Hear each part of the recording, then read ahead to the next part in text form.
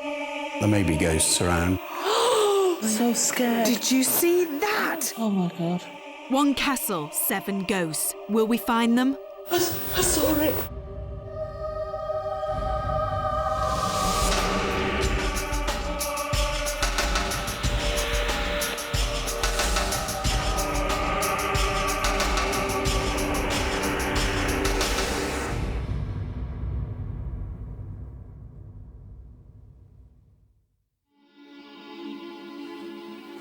Hello and welcome to Most Haunted. There are many castles in Scotland that we could have chosen to spend 24 hours in. In the end, there was only one, Culzean Castle in Ayrshire.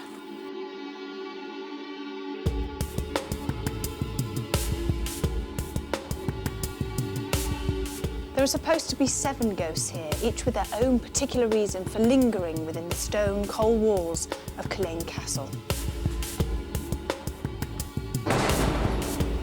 Culzean Castle was built in 1777.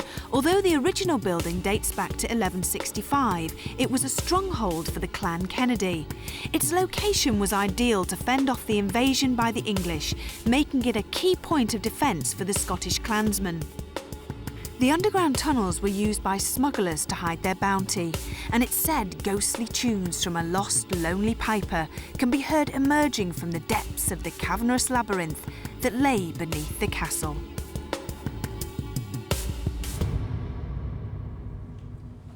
So, do ghosts exist? Well, that's what the Most Haunted team want to find out. And we're going to do that by spending 24 hours here.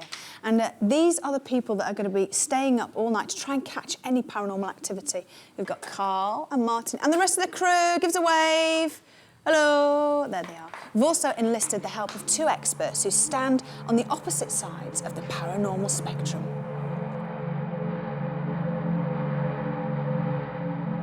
Now, Jason, is it true that sometimes the sort of magnetic field around us that we can't see can actually cause people to feel depressed, fear comes into it? Is that true? It is. There's been a lot of experiments done on this in America, whereby they have beamed certain frequencies of electromagnetic fields at humans, at brains, and people have sort of explained how they're feeling. And certain frequencies will induce feelings of elation, feelings of sadness, feelings of fear, etc. And one of the theories about ghosts and haunted houses is that the actual electromagnetic field created by the stones, the very structures themselves, affects our brains, and that's perhaps why people experience these odd emotions in places which they put down to ghosts, when in actual fact could be down just to the electromagnetic fields.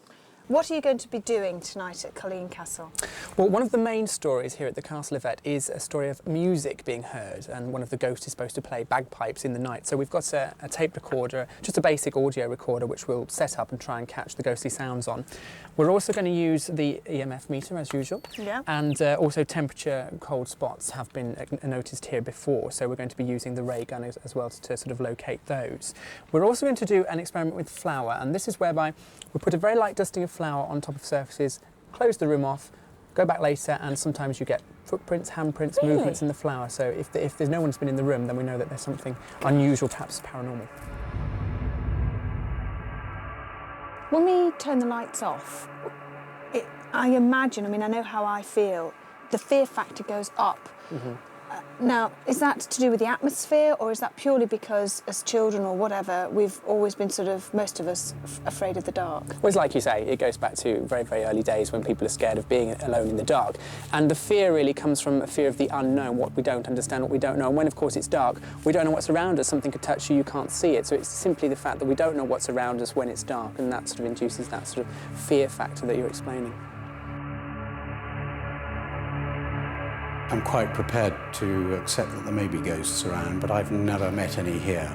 We've had one little girl who came with her parents, and they were in the Earl's bedroom, and she described to her parents an old gentleman she saw sitting in a chair in the corner. They felt she wasn't telling a story. It sounded very plausible, and she had seen this old man in old-fashioned clothes, she described it, I think, and he had said hello to her in a very friendly way. We've had 1 or 2 other people who've stayed a night, perhaps, in some of the upper rooms, who have said they've seen a lady or a girl, could be a servant girl perhaps. We had one particular Russian oboist in a Canadian quartet. They were from Toronto, but he was from Russia originally. He was quite an artistic type, if you know what I mean. And he was interested in the ghosts of the place. And he came down to breakfast the next morning looking fairly ashen-faced and said he was convinced he'd seen a ghost in the mirror while he was shaving, which could have been a girl. The housekeeper who used to run the hotel, she on several occasions said she'd seen and heard things. And I think on one occasion, she was quite sure she'd heard a party going on in the castle, you know, noise of socialising and people having a good time. And she came through and there was nothing. And there was nothing going on in the castle that evening. On one or two other occasions, she reckoned she'd seen this lady in the top of the castle, and she'd maybe seen a gentleman sitting in one of the armchairs in the sitting room up there. The most famous ghost story about here, which may just be a good story, but there must be some basis to it, perhaps, is of the ghostly piper in the caves. And the caves at that stage went right inland under the castle and up to what is now Piper's Bray. And the story was that the laird, because there were all these stories of ghosts and witches in the caves, sent his piper into the caves and told him to pipe his way right through, show everybody there were no ghosts or witches there. And the piper went in underground, piping away, and was never seen again. But on a dark and stormy night, he can still be heard playing away under Piper's Bray, which is the hill about a quarter of a mile in beyond the castle. The story also goes that he plays the night before a Kennedy daughter gets married. There are two Kennedy daughters coming up to marriageable age, so I'm looking forward to then, because I've not yet heard him.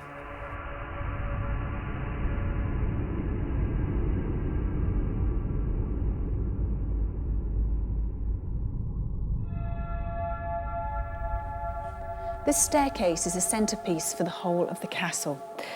Now, it's said that many people have seen two kinds of apparitions here, one of a serving maid and another of a grey swirling mist. There is a theory that suggests that ghosts seem to like to haunt staircases. The reason why? It's because ghosts live in between two worlds and the staircase are in between floors.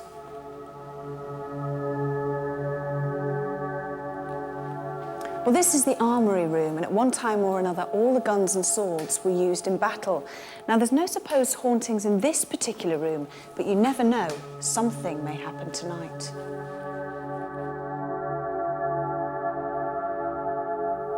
This is one of the oldest parts of the castle. Now, for over 800 years, the Clan Kennedy lived here. Just imagine how many people must have sat, walked and talked in this very room. This is known as the Earl's bedroom, and is probably one of the most haunted rooms here in the castle.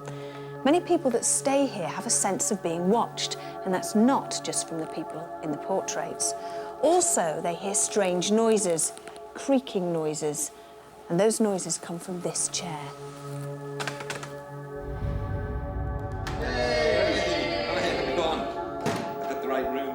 The beautiful banqueting hall was a perfect place for dinner. Derek Akora, our spiritualist medium, had arrived, and our team was now complete for a paranormal investigation. Can people see ghosts in more than one place, or are they usually confined to one room? Just as in life, if you wanted to choose to go to a place, or many places, you'd go along, you'd exercise your free will. Ghosts do exactly the same. So they don't have to be connected to a particular place that they visit. That's kind of obviously assuming that there are ghosts, but people do see something, the same thing in different areas. Yeah, well, if people perceive that they've seen a ghost or a figure in a particular location, for example, if you think of one, Anne Boleyn's ghost is alleged to haunt the Tower of London and Hever Castle in Kent, amongst other places.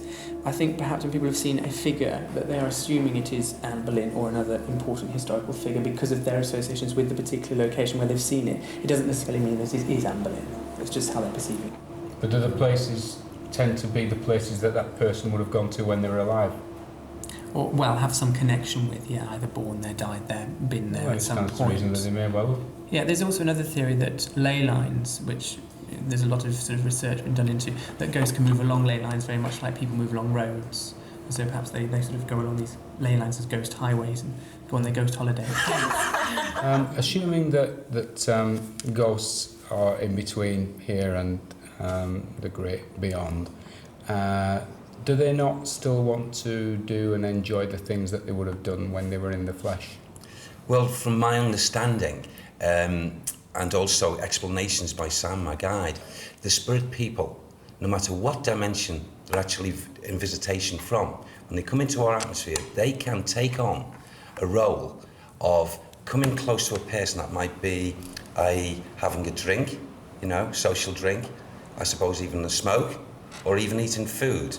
All a ghost has to do to achieve those feelings of sensations which they've seemingly lost since they come out of the physical body, all they have to do is come very close to a person, i.e. the person liked to drink, to come close to that drinker, that person's having a drink at that time, come close into their energy field, the link with their aura, and believe me, they can pick up not all the sensation, but a lot of those sensations. The same applies to people who smoke, the feeling, if they want to experience the feeling of eating, exactly the same. They must achieve that level of closeness to a person that is actually doing that act. So I suppose it applies to a lot of things, not just smoking, drinking and eating. Which begs the question as well, does the person who's doing that know that the ghost is doing that to them? And in a lot of cases, people do experience a sensation, a feeling of someone around them, closer than possibly they've ever felt before. It could be in many ways, tingling sensations going from the elbows to the shoulders, all around them, because they have a tendency not to come from the front, they have a tendency to come from the back. And I've been explained to and been told quickly, the reason being is because when the person's psyche and the links with our physical brain, it's all happening at the back here, not the conscious mind and the brain here. So this is why they approach from the back. Derek, our spiritualist medium, began the hunt by leading us to one of the beautiful reception rooms on the first level. We can go in here. It was clear that this room had been the setting for many gatherings and celebrations over the years. Ghostly music and the legend of a piper all needed an explanation. Could Derek and his spirit guide Sam help us out? You see, even here in this room, and also away from this room, I don't know if you can hear this, what I'm actually listening to, but I'm hearing, very likely so, it's in other rooms, music, and it's like as if there's violins and stuff, even mixed music. It's like, how can I put this? It's like minstrel stuff, you know?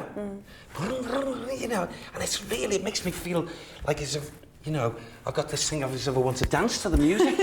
That's the way it's making me feel, really. And yes, I'm being told, Sam said, to come through into this next area because there's, who? Yes. Robert walks through here. A man called Robert walks through here. Right. Even on this level. So if we could just walk through here, Iv. See, I'm drawn now in this direction, you know, to that beautiful flavour of music, you know, and it's lovely. It's really uplifting. I can feel as if I can dance. Derek had led us to the Earl's bedroom. Now, I'm very aware indeed, for some reason in this area, of a young lady. A young lady, I would say, would be anything from 17 up to 21. Is she a lady you're picking up in spirit, like a spiritual presence? Yes, yes. She has the freedom, often, and she knows it, she has the freedom of walking, you know, on this level, around. She even goes down this beautiful stairwell at times. But for some reason, why her energy seems to be so profound here. I'll describe, she is youthful looking, and she looks as if she's just come from the music, as if it was like, you know... You keep looking over into that corner, yes, why? It's because the gorgeous dress, absolutely. The way I describe it is like a ball gown. And she's come from a ball, and she heads for the area where she was dancing, where it was jovial. And a very, very pretty, Have you got a name? No, say it again. Say it again, please. She's the daughter, or one of the daughters of Lord Cassalis. She could be the youngest. But no sort of name or other indication, just that Not she's at this female. moment. She's not talking. Did you invite me up? Did you? I've got Robert. Robert wants to take me through. Yes. This is my place. I keep on hearing. Okay.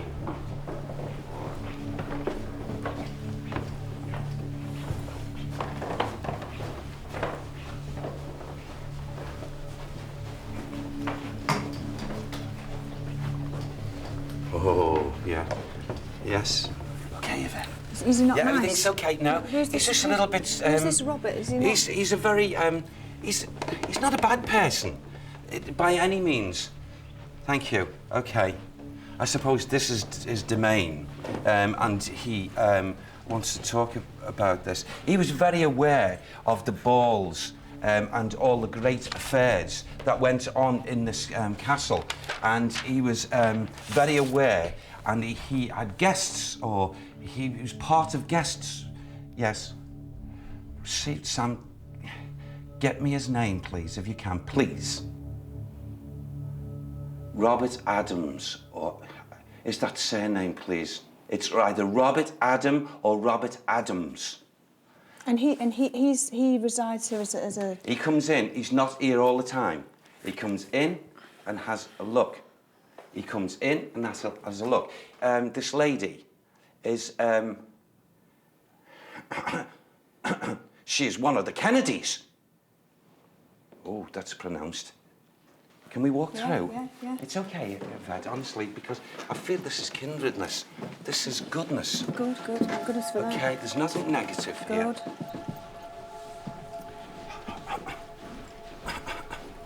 Okay. Yeah. You see, you see music as well. Music. And this is absolutely... I feel all on this level here for some reason, as if I've got a gathering, okay, of souls, people who come in. This is residual energy. Right. This is not so much visitation. Okay.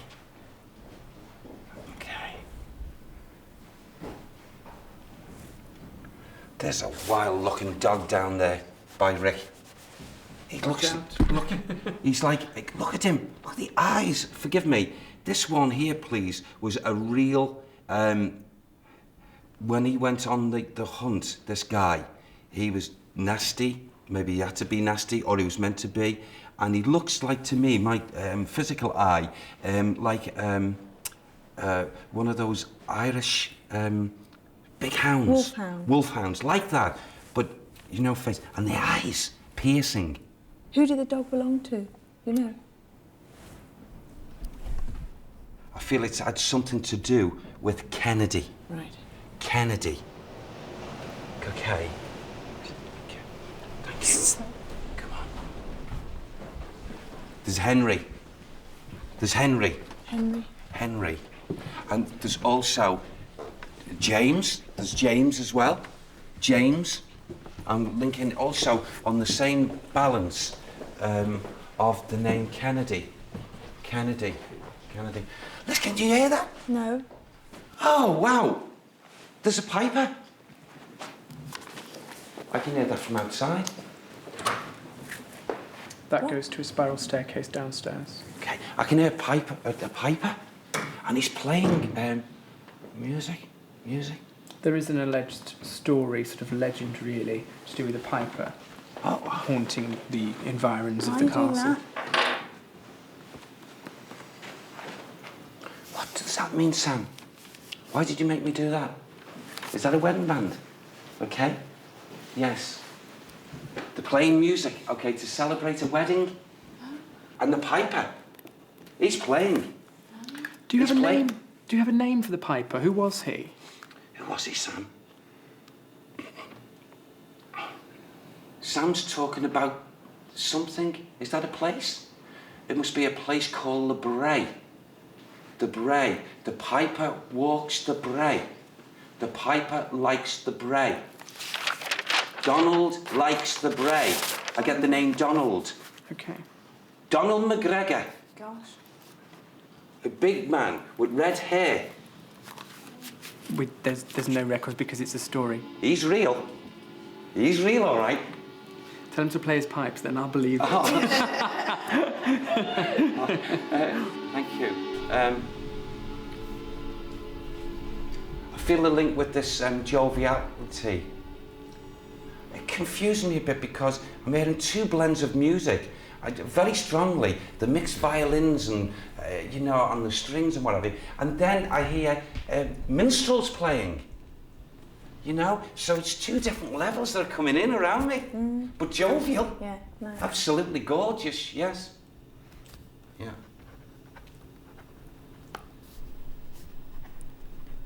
Should we go through there? Can we take a walk through there? Let's go. With Derek's jovial, ghostly music, he was feeling cheerful. But knowing the amount of spirits that he was encountering, would we still be in a happy mood by daybreak? What would the night hold at Culzean Castle? Jason, Derek and I were still moving through the beautiful rooms of Culzean Castle in Ayrshire. In almost every location, Derek was finding spirit activity, from a hunting dog to the famous architect, Robert Adam. There's a Margaret in energy, also in visitation. A Margaret. Margaret.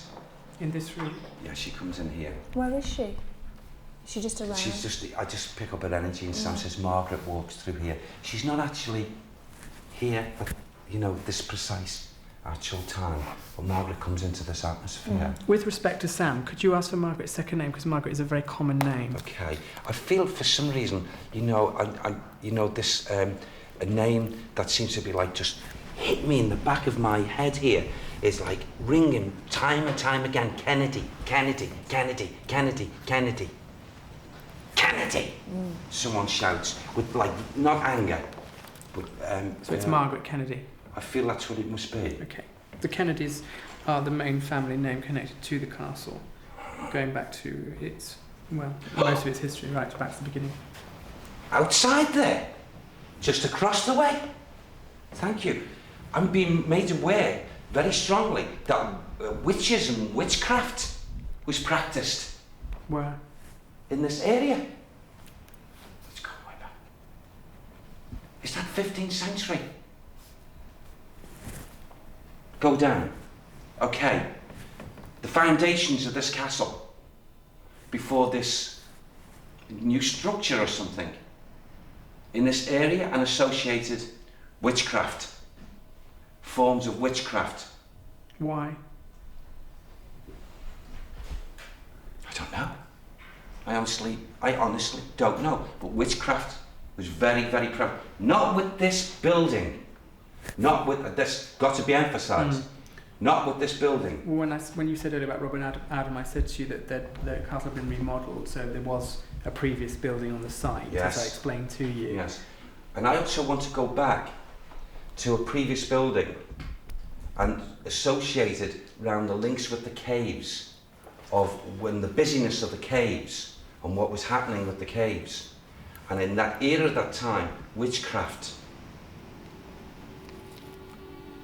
Witchcraft. It was like there was a group of women especially, but one woman who was like the leader of the pack that was known.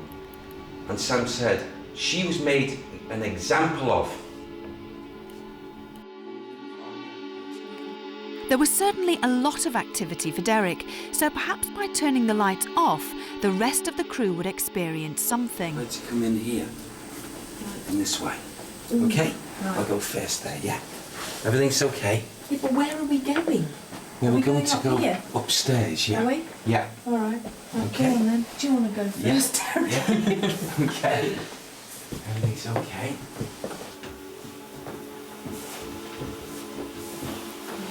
Okay, that. Yeah, fine. Okay. Okay.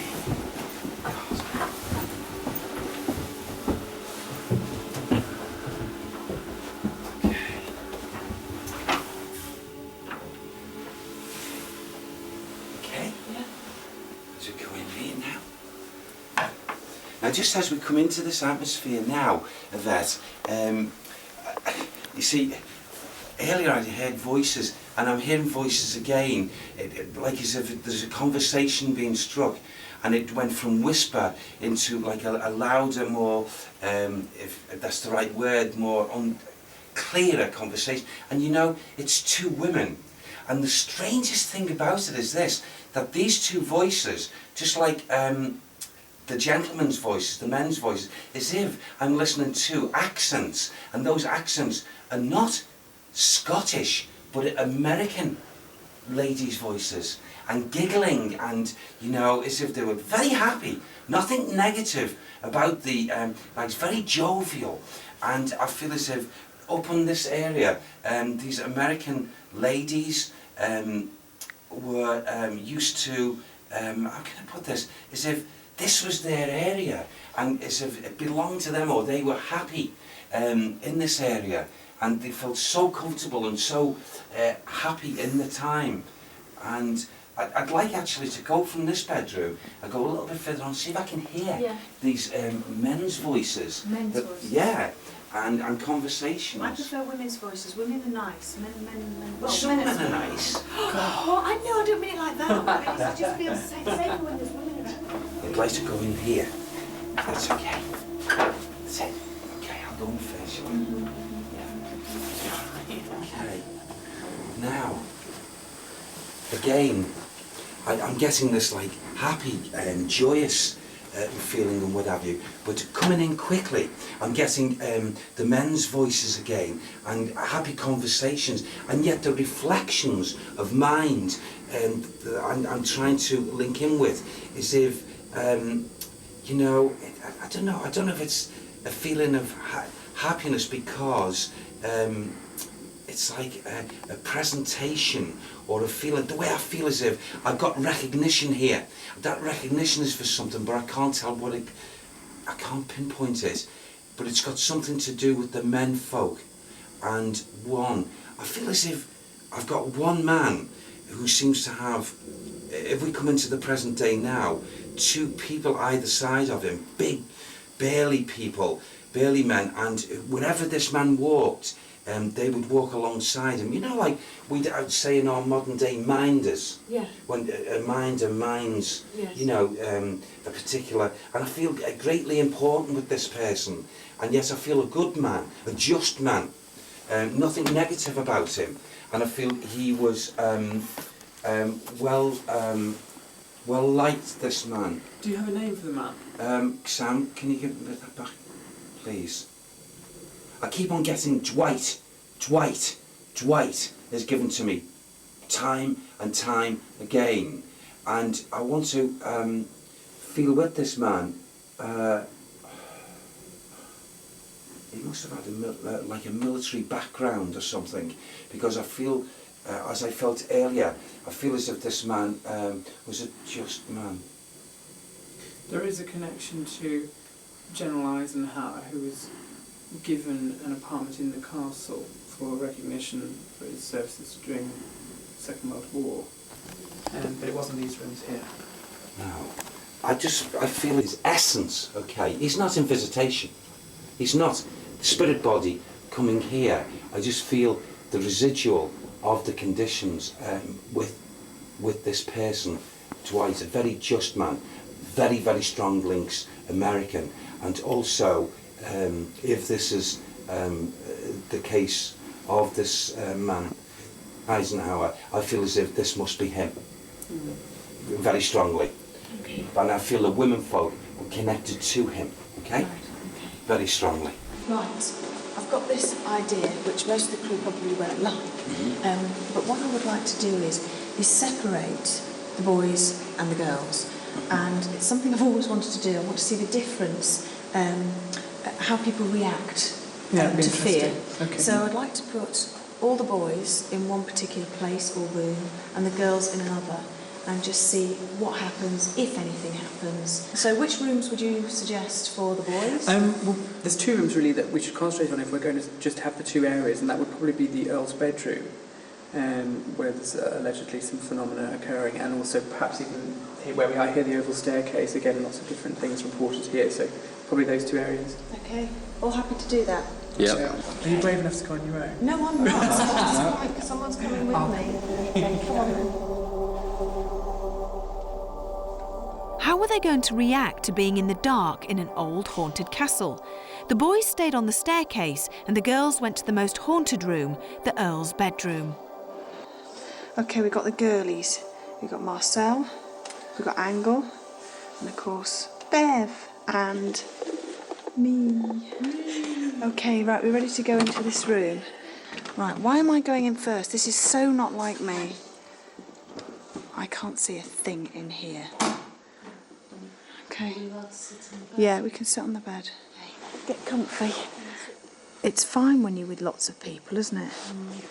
If we weren't together, we would be absolutely petrified. Well, I'll just tell you this, if that chair squeaks, I'm going to climb over all three of you so fast. Stop it, because I'm really scared. Right, now what we have to do, okay, is to concentrate. Is there anybody here? If there is anybody here, can you please make yourself known?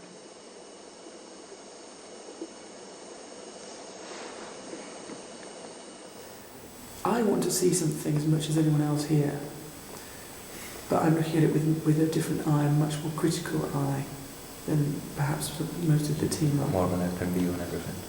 I have a completely open view. I don't believe or disbelieve. I'm quite willing to be proven wrong, but at the moment I have no reason to believe. Because your reason, I mean, our reason for seeing it is a point of, yes, we would love to catch something on camera, but your reason for seeing it is more of a scientific approach to be proven. So if something manifested itself to your eyes, I mean, it doesn't actually matter if you catch that on camera or we catch that on camera, because you have actually seen it. Or equally, an experience had by another member of the crew, which I consider to be genuine, and I'm not saying that anyone is trying to defraud anybody, but people misinterpret things that happen to them. They quantify things in the wrong way in their minds, and if you do that, it's dangerous because you can come to the wrong conclusion, and I think that happens a lot. When we were at the Red Lion, and I had those scratches, see, I can't for the life of me work out. I mean, I tried to logically explain it, but it wasn't a scratch I felt a pinprick. Anyone watching this programme will say, you did it yourself.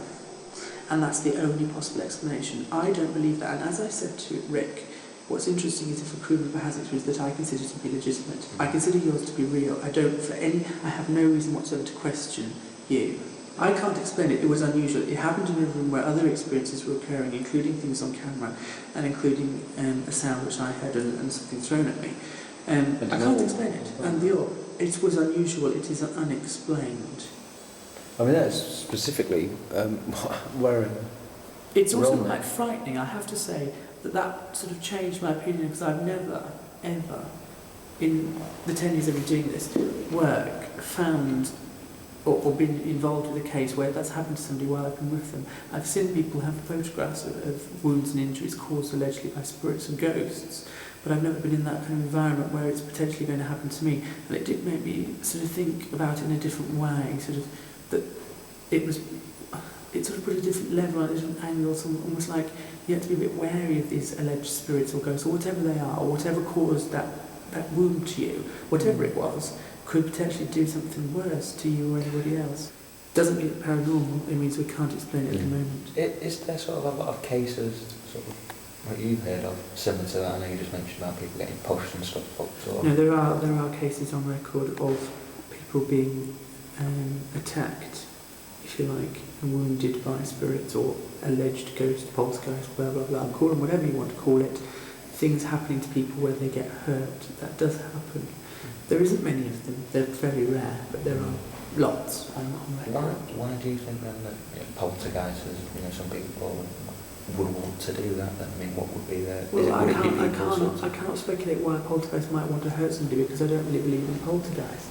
But if you accept that a poltergeist is a spirit which has an intelligence, if you accept that theory, then the mediums will say, it was a person once it's now a person without a body. If it was a nasty person, it did nasty things, it is a nasty ghost. If it's a nice person, it did nice things, it's a nice ghost. You know, people have different personalities, and the theory is that when they pass over to the next world, or the middle world, call it what you want, that they retain those parts of the personality which may be unpleasant. There are people in this world who rape, murder and kill. There are ghosts which perhaps would wish to do the same thing.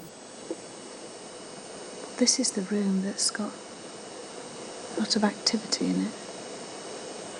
My heart's thumping, but I'm not scared, because you're all with me.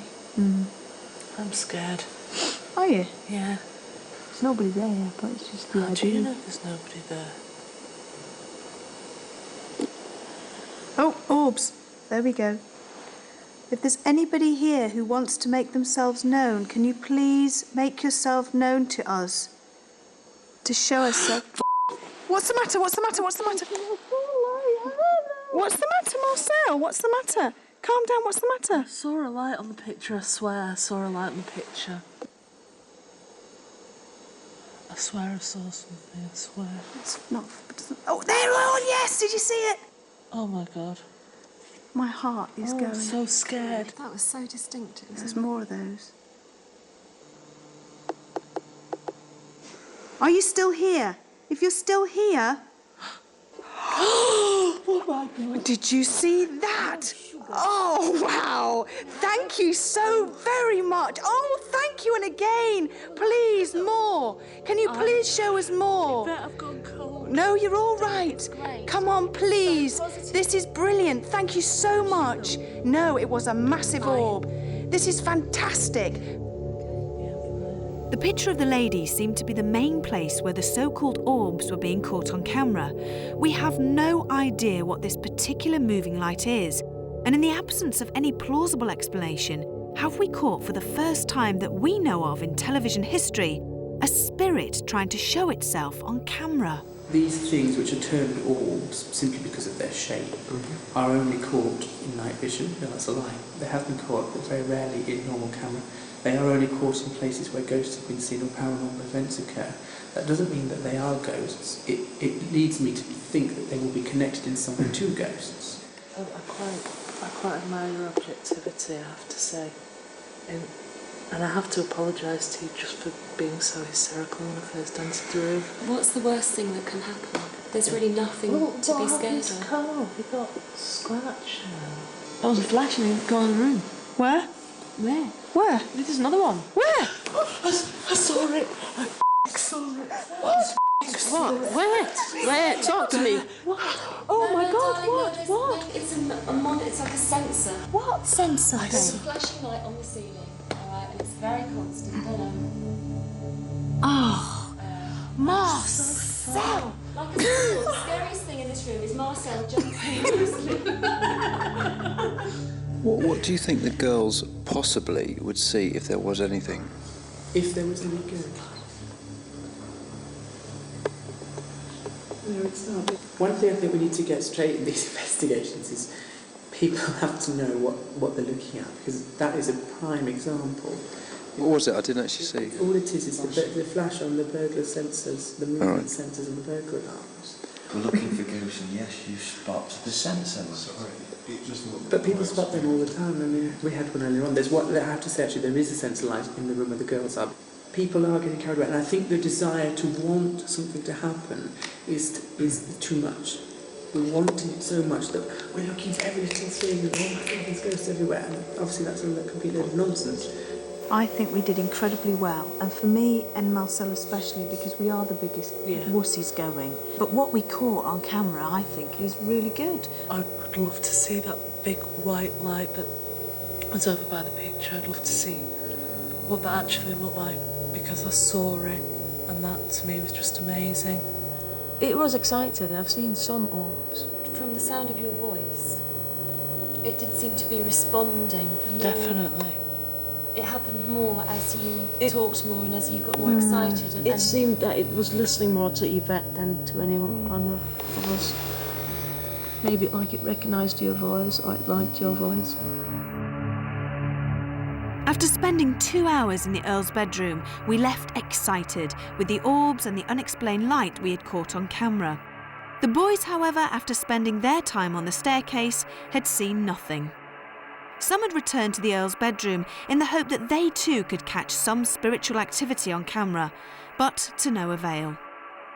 Perhaps if the spirit of the daughter of Cassillis is present in the Earl's bedroom, she only wishes to communicate with other ladies.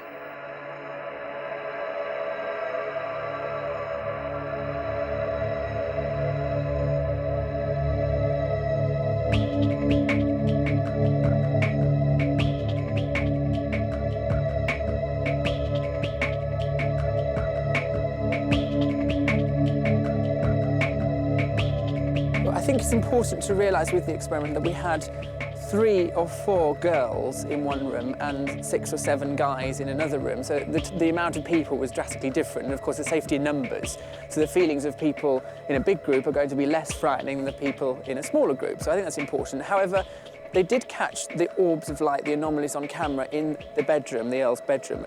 As Yvette experienced these orbs, one, the largest, I would most definitely say, would be attributed to the young lady that I actually saw there.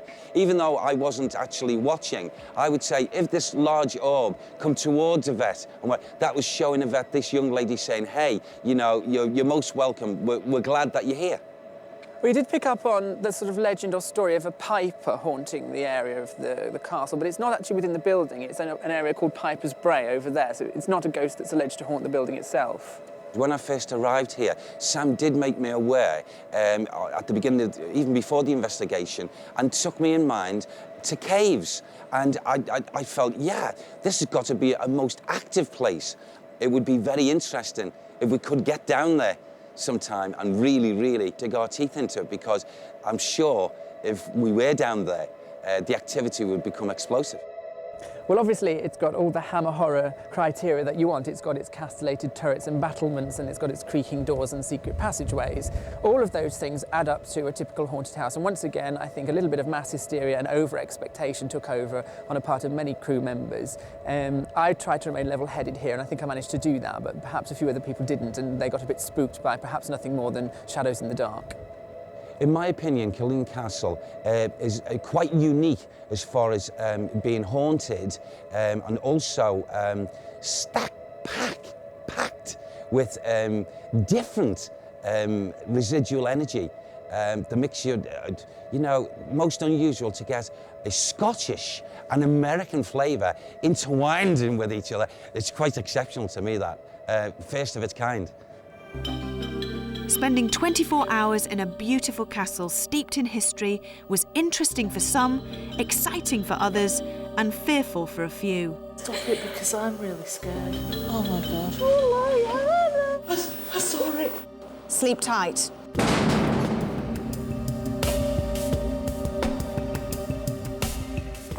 You were here, and you were like whispering in this ear, and I looked and I was like, where are you? And you were stood over there. Oh my word. Are we in the right castle?